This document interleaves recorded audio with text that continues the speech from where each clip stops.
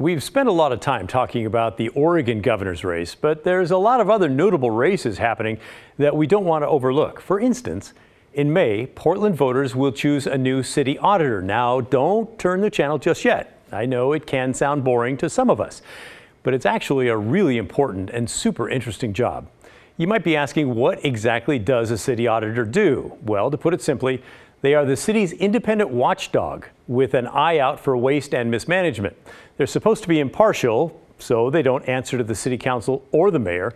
Their office evaluates the performance of city bureaus and programs. They oversee city elections, including the city's public financing system for campaigns, and monitor lobbying activity before City Hall. Here's some examples that we've covered recently that involve the auditors. Last fall, the auditor's office released a report about Portland's property maintenance system. It lets anyone complain to the city about your property. That sounds fun, huh? They found more complaints happen in areas with higher populations of people of color, which leads to more fines from the city, and that's not fair.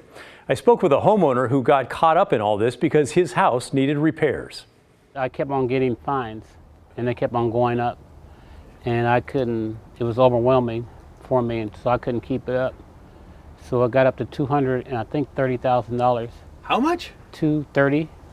Did you believe that number? I didn't believe it at first, and then they said, they were going to foreclose on my house. The good news is they did not, and a program came through and helped him. In December, the auditor's office released a report saying Portland is not prepared to meet the needs of people with disabilities during emergencies, including natural disasters.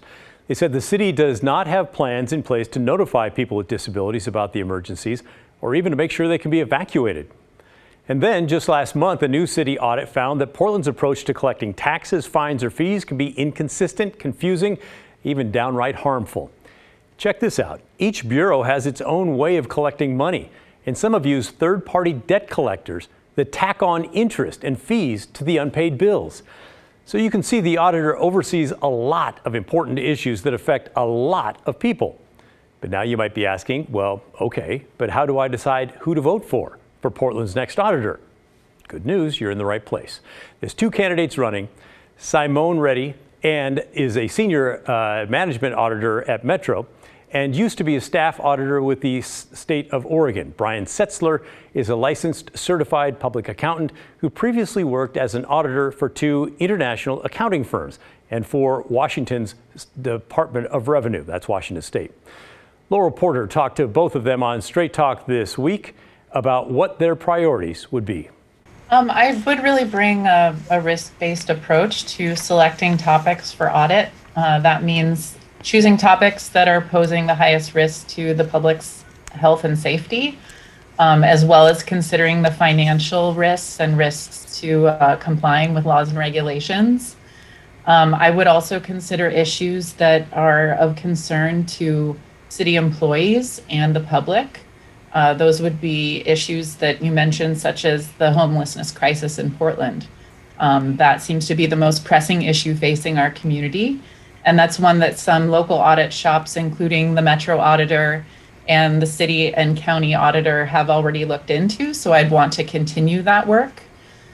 First thing I would do get into the office is to really speak to the staff to see what ideas and what we can carry forward.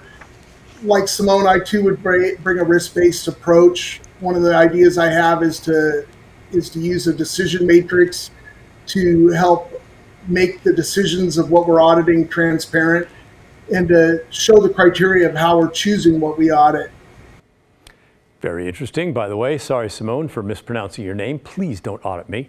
You can watch their full interviews on Straight Talk. That's coming up tonight at 7. The spotlight is often on Portland when it comes to the homeless crisis, but small towns across the state are dealing with similar issues. That's why this week's Hey Help campaign is highlighting the Forest Grove Foundation. It's a super cool group. They aim to help distribute food, supplies, and clothes to homeless individuals around western Washington County. If you want to help, just scan the QR code on your screen now or go to kgw.com/heyhelp. And remember, this is a micro donation drive. You don't have to give a lot of money. You can send as little as just a few bucks, but more if you'd like. They'd like that too. All right, keep sending your questions and comments to the story at kgw.com. When we come back, we'll finish with a little good news.